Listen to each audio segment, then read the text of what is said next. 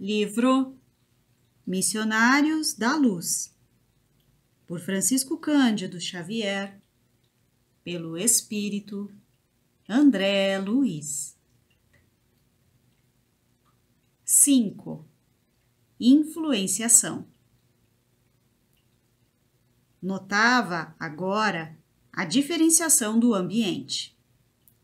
Para nós outros, os desencarnados, a atmosfera interior impregnava-se de elementos balsâmicos, regeneradores. Cá fora, porém, o ar pesava. Acentuara-se-me sobremaneira a hipersensibilidade diante das emanações grosseiras da rua. As lâmpadas elétricas semelhavam-se a globos pequeninos de luz muito pobre, isolados em sombra espessa. Aspirando as novas correntes de ar, observava a diferença indefinível. O oxigênio parecia tocado de magnetismo menos agradável. Compreendi, uma vez mais, a sublimidade da oração e do serviço da espiritualidade superior na intimidade das criaturas. A prece, a meditação elevada, o pensamento edificante refundem a atmosfera, purificando-a. O instrutor interrompeu minhas íntimas considerações, exclamando: a modificação, evidentemente, é inexprimível. Entre as vibrações harmoniosas da paisagem interior, iluminada pela oração, e a via pública, repleta de emanações inferiores, há diferenças singulares. O pensamento elevado santifica a atmosfera em torno e possui propriedades elétricas que o homem comum está longe de imaginar. A rua, no entanto, é avelhantado repositório de vibrações antagônicas, em meio de sombrios materiais psíquicos e perigosas bactérias de variada procedência, em vista de a maioria dos transeuntes lançar em circulação incessantemente não só as colônias imensas de micróbios diversos, mas também os maus pensamentos de toda a ordem. Enquanto ponderava o ensinamento ouvido, reparei que muitos agrupamentos de entidades infelizes e inquietas se postavam nas cercanias. Faziam-se ouvir através das conversações mais interessantes e pitorescas. Todavia, desarrazoadas e impróprias nas menores expressões. Alexandre indicou-me pequeno grupo de desencarnados que me pareceram em desequilíbrio profundo e falou: aqueles amigos constituem a coorte quase permanente dos nossos companheiros encarnados que voltam agora ao ninho doméstico. O quê? Indaguei involuntariamente.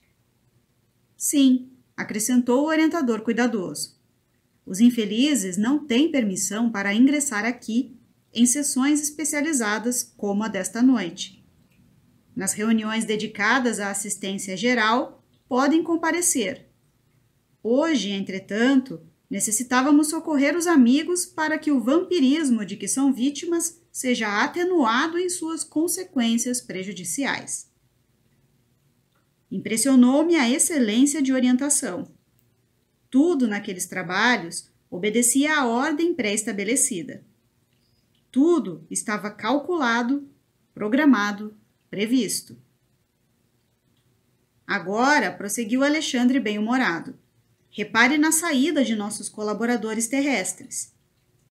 Observe a maneira pela qual voltam, instintivamente, aos braços das entidades ignorantes que os exploram. Fiquei atento. Dispunham-se todos a deixar o recinto tranquilamente. À porta, junto de nós, começaram as despedidas entre eles. Graças a Deus! Exclamou uma senhora de maneiras delicadas. Fizemos nossas preces em paz, com imenso proveito. Como me sinto melhor, comentou uma das amigas mais idosas. A sessão foi um alívio. Trazia o espírito sobrecarregado de preocupações, mas agora sinto-me reconfortada, feliz. acredito que me retiraram pesadas nuvens do coração. Ouvindo as orações e partilhando as tentativas de desenvolvimento para o serviço ao próximo, grande é o socorro que recebemos. Ah, como Jesus é generoso! Um cavalheiro de porte distinto adiantou-se observando. O espiritismo é o nosso conforto. Os compromissos que temos são muito grandes diante da verdade. E não é sem razão que o Senhor nos colocou nas mãos as lâmpadas sublimes da fé. Em torno de nossos passos choram os sofredores, desviam-se os ignorantes no extenso caminho do mal. Dos céus chegam até nós ferramentas de trabalho. É necessário servir intensamente, transformando-nos em colaboradores fiéis da revelação nova. Exatamente, concordou uma das interlocutoras comovida com a exortação. Temos grandes obrigações, não devemos perder tempo. A doutrina confortadora dos espíritos é o nosso tesouro de luz e consolação. Ó, meus amigos, como necessitamos trabalhar! Jesus chama-nos ao serviço. É imprescindível atender.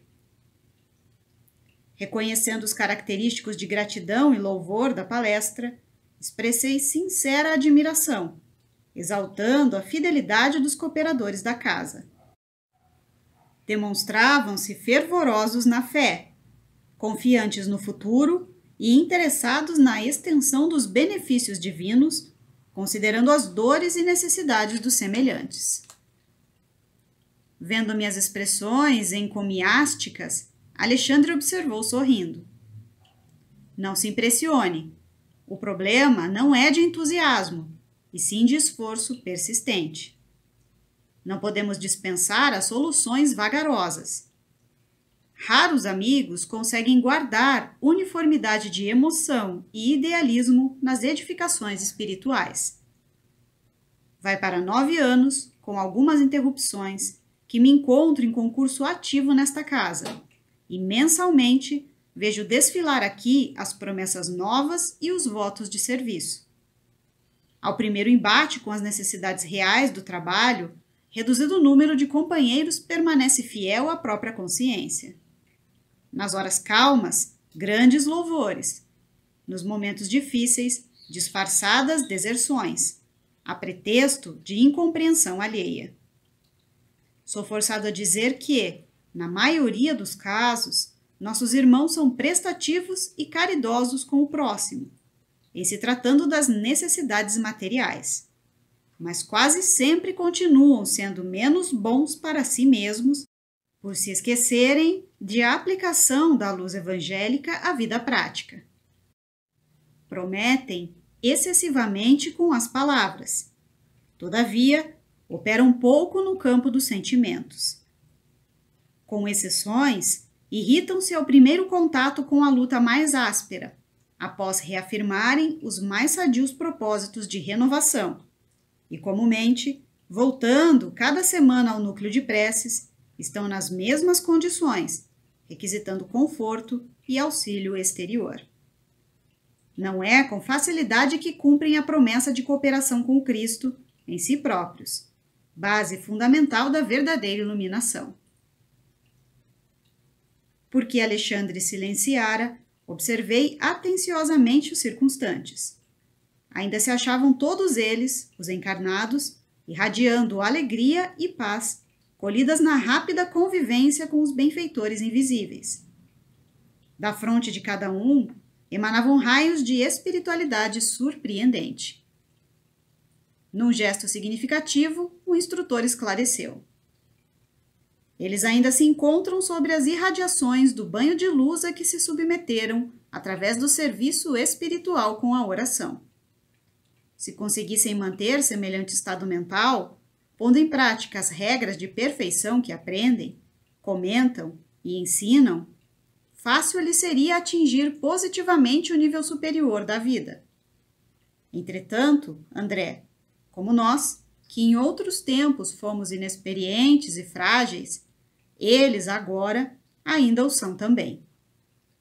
Cada hábito menos digno adquirido pela alma no curso incessante dos séculos, funciona qual entidade viva no universo de sentimentos de cada um de nós, compelindo-nos às regiões perturbadas e oferecendo elementos de ligação com os infelizes que se encontram em nível inferior. Examine os nossos amigos encarnados com bastante atenção. Contemplei-os com interesse. Trocavam gentilmente as últimas saudações da noite, demonstrando luminosa felicidade. Acompanhemos o grupo, onde se encontra o nosso irmão mais fortemente atacado pelas inquietações do sexo, exclamou o orientador, proporcionando-me valiosa experiência. O rapaz, em companhia de uma senhora idosa e de uma jovem, que logo percebi serem sua mãe e irmã, punha-se de regresso ao lar. Movimentamo-nos, seguindo-o de perto. Alguns metros além do recinto, onde se reuniam os companheiros de luta, o ambiente geral da via pública tornava-se ainda mais pesado. 3 entidades de sombrio aspecto, absolutamente cegas para com a nossa presença, em vista do baixo padrão vibratório de suas percepções, acercaram-se do trio sob nossa observação. Encostou-se uma delas à senhora idosa, e instantaneamente reparei que a sua fronte se tornava opaca, estranhamente obscura. Seu semblante modificou-se. Desapareceu-lhe o júbilo irradiante, dando lugar aos sinais de preocupação forte. Transfigurara-se de maneira completa. — Ó, meus filhos! Exclamou a genitora, que parecia paciente e bondosa. Por que motivo somos tão diferentes no decurso do trabalho espiritual? Quisera possuir, ao retirar-me de nossas orações coletivas, o mesmo bom ânimo, a mesma paz íntima. Isso, porém, não acontece. Ao retomar o caminho da luta prática, sinto que a essência das preleções evangélicas persevera dentro de mim, mas de modo vago, sem aquela nitidez dos primeiros minutos. Esforço-me sinceramente por manter a continuação do mesmo estado da alma. Entretanto, algo me falta que não sei definir com precisão. Nesse momento, as 2 outras entidades, que ainda se mantinham distanciadas, agarraram-se comodamente aos braços do rapaz, que ofereceu aos meus olhos o mesmo fenômeno. Embaciou-se-lhe a claridade mental e 2 rugas de aflição e desalento vincaram-lhe as faces, que perderam aquele halo de alegria luminosa e confiante. Foi então que ele respondeu em voz pausada e triste. — É verdade, mamãe. Enormes são as nossas imperfeições. Creia que a minha situação é pior. A senhora experimenta ansiedade, amargura, melancolia. É bem pouco para quem, como eu, se sente vítima dos maus pensamentos. Casei-me há menos de 8 meses e, não obstante o devotamento de minha esposa, tenho o coração, por vezes, repleto de tentações descabidas. Pergunto a mim mesmo a razão de tais ideias estranhas e, francamente, não posso responder. A invencível atração para os ambientes malignos confunde-me o espírito, que sinto inclinado ao bem e à retidão de proceder. Quem sabe, mano, você está sob a influência de entidades menos esclarecidas, considerou a jovem com boas maneiras. Sim, suspirou o rapaz. Por isso mesmo venho tentando o desenvolvimento da mediunidade, a fim de localizar a causa de semelhante situação. Nesse instante, o orientador murmurou desveladamente. Ajudemos a este amigo através da conversação. Sem perda de tempo, colocou a destra na fronte da menina, mantendo-a sobre vigoroso influxo magnético e transmitindo-lhe suas ideias generosas. Reparei que aquela mão protetora, ao tocar os cabelos encaracolados da jovem, expedia luminosas chispas somente perceptíveis ao meu olhar. A menina, a seu turno, pareceu mais nobre e mais digna em sua expressão quase infantil e respondeu firmemente. Neste caso, concordo em que o desenvolvimento mediúnico deve ser a última solução, porque antes de enfrentar os inimigos, filhos da ignorância, deveríamos armar o coração com a luz do amor e da sabedoria. Se você descobrisse perseguidores invisíveis em torno de suas atividades, como beneficiá-los cristãmente sem a necessária preparação espiritual?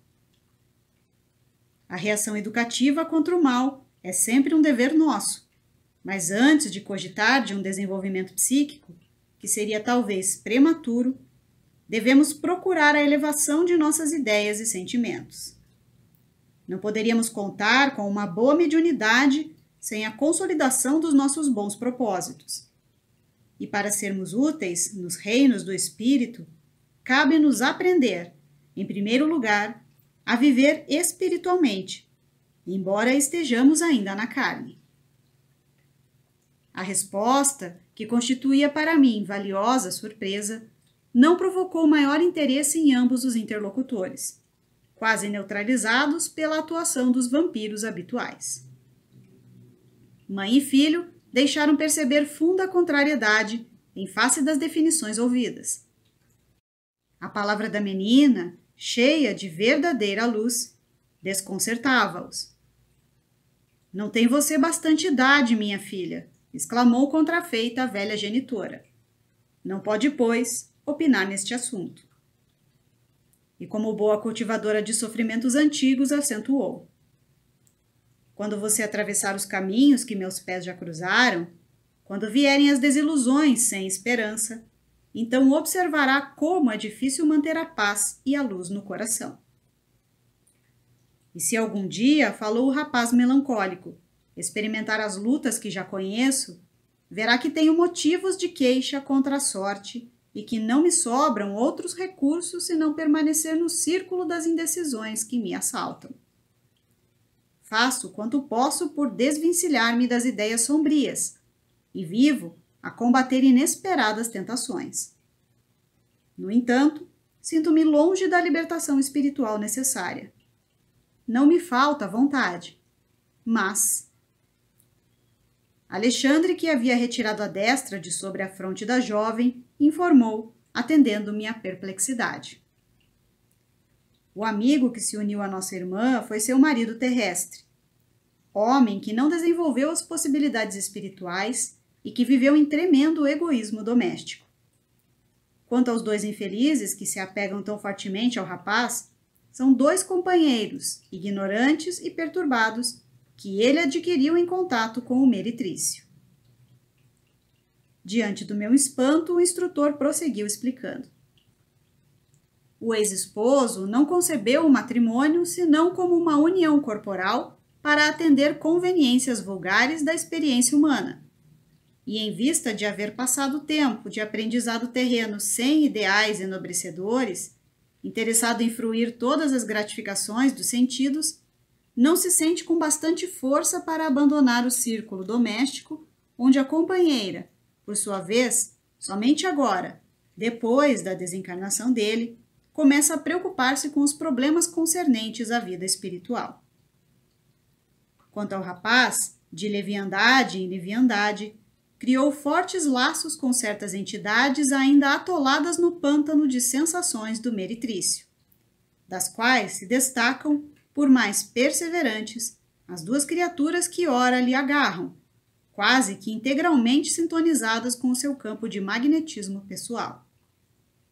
O pobrezinho não se apercebeu dos perigos que o defrontavam e tornou-se a presa inconsciente de afeiçoados que lhe são invisíveis, tão fracos e viciados quanto ele próprio.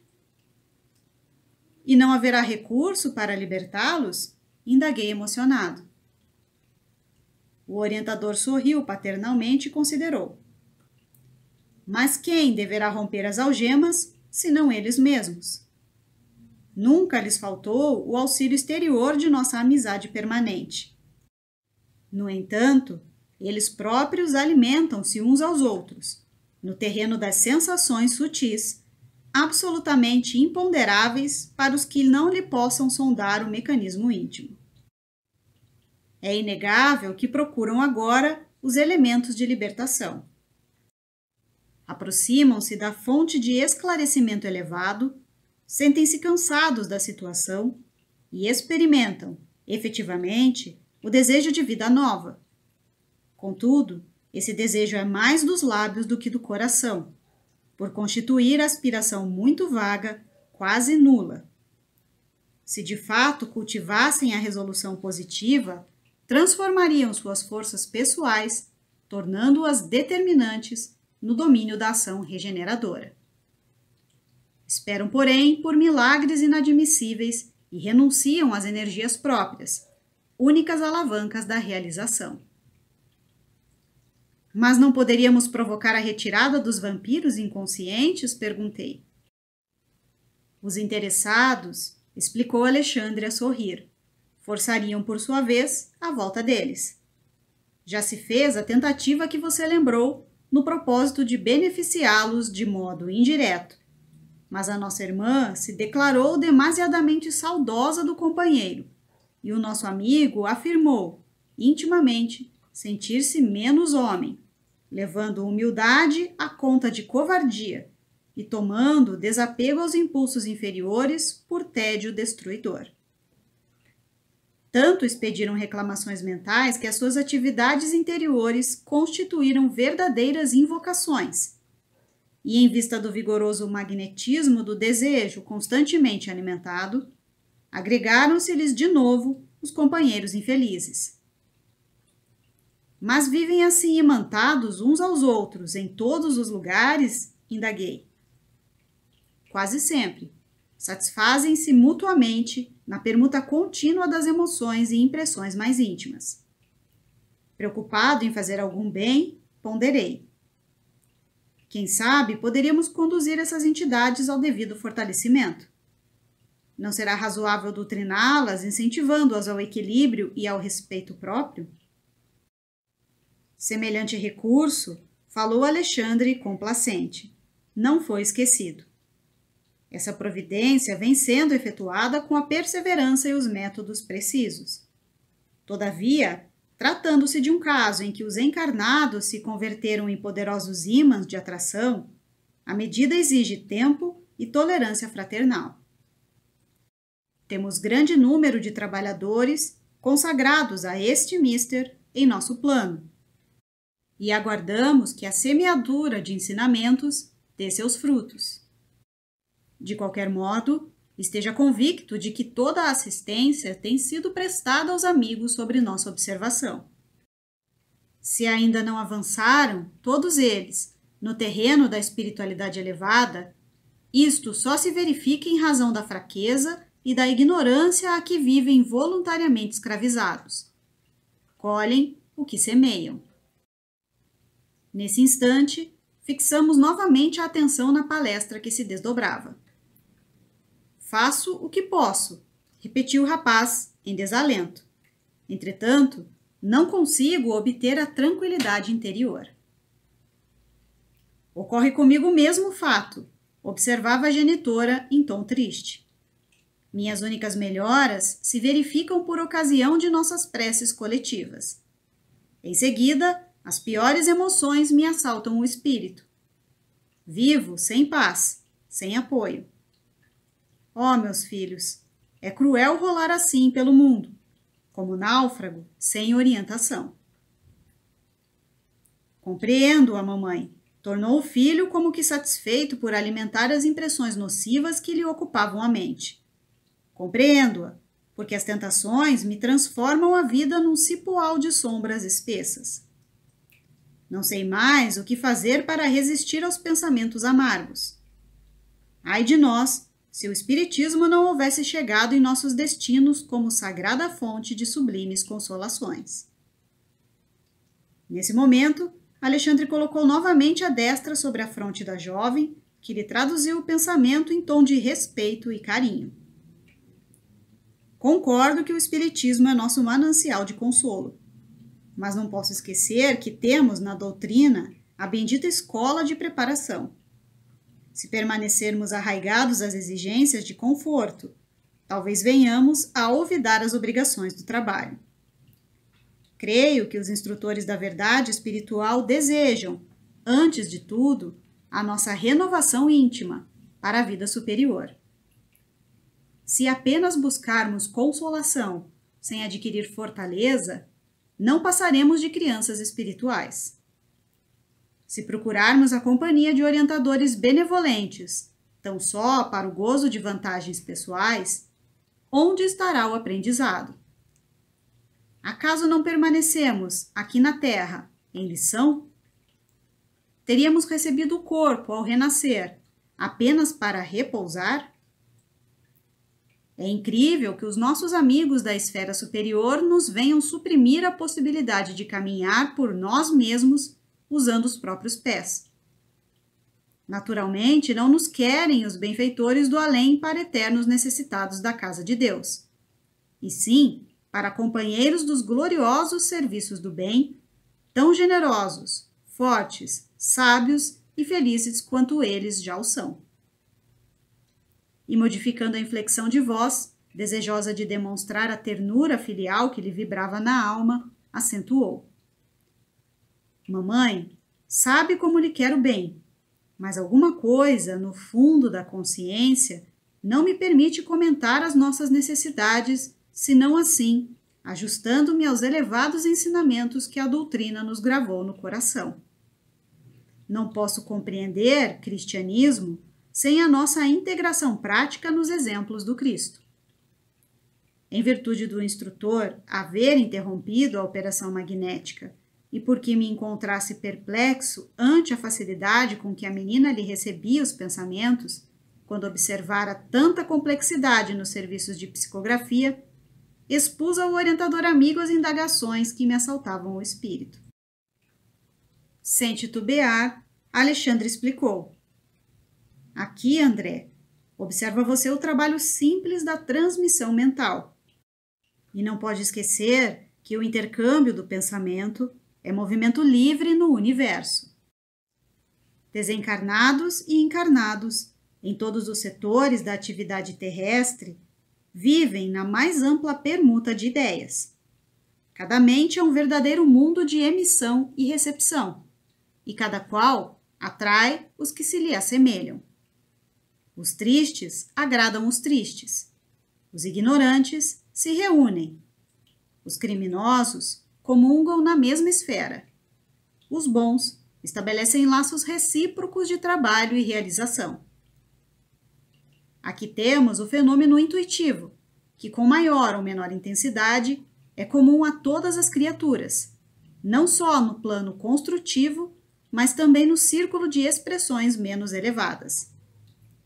Temos, sob nossos olhos, uma velha irmã e seu filho maior, completamente ambientados na exploração inferior de amigos desencarnados, presas de ignorância e enfermidade, estabelecendo perfeito comércio de vibrações inferiores. Falam sob a determinação direta dos vampiros infelizes, transformado em hóspedes efetivos do continente de suas possibilidades físico-psíquicas. Permanece também, sob nossa análise, uma jovem que, presentemente, atingiu 16 anos de nova existência terrestre. Suas disposições, contudo, são bastante diversas. Ela consegue receber nossos pensamentos e traduzi-los em linguagem edificante. Não está propriamente em serviço técnico da mediunidade, mas no abençoado trabalho de espiritualização.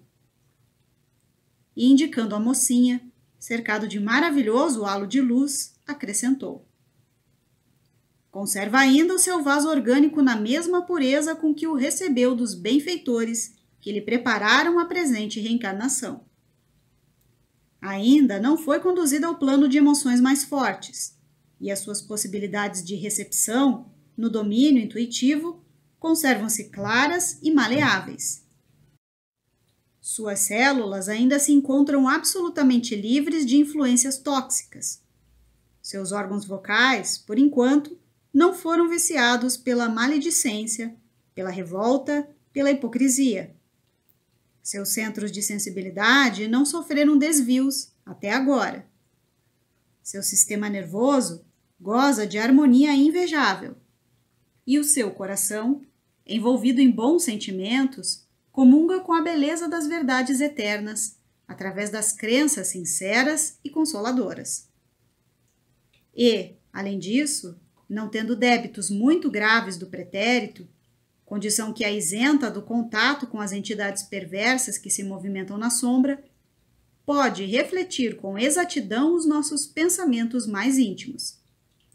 Vivendo muito mais pelo espírito, nas atuais condições em que se encontra, basta a permuta magnética para que se nos traduza as ideias essenciais. Isto significa, perguntei, que esta jovem é bastante pura e que continuará com semelhantes facilidades em toda a existência? Alexandre sorriu e observou. Não tanto. Ela ainda conserva os benefícios que trouxe do plano espiritual e as cartas da felicidade ainda permanecem nas suas mãos para extrair as melhores vantagens no jogo da vida. Mas dependerá dela o ganhar ou perder futuramente. A consciência é livre. Então, continuei perguntando, não seria difícil prepararem-se todas as criaturas para receberem a influenciação superior? De modo algum, esclareceu ele. Todas as almas retas, dentro do espírito de serviço e do equilíbrio, podem comungar perfeitamente com os mensageiros divinos e receber-lhes os programas de trabalho e iluminação, independentemente da técnica do mediunismo que, presentemente, se desenvolve no mundo. Não há privilegiados na criação. Existe sim os trabalhadores fiéis, compensados com justiça, seja onde for. Fortemente emocionado com as observações ouvidas, senti que o meu pensamento se perdia no mar de novas e abençoadas ilações.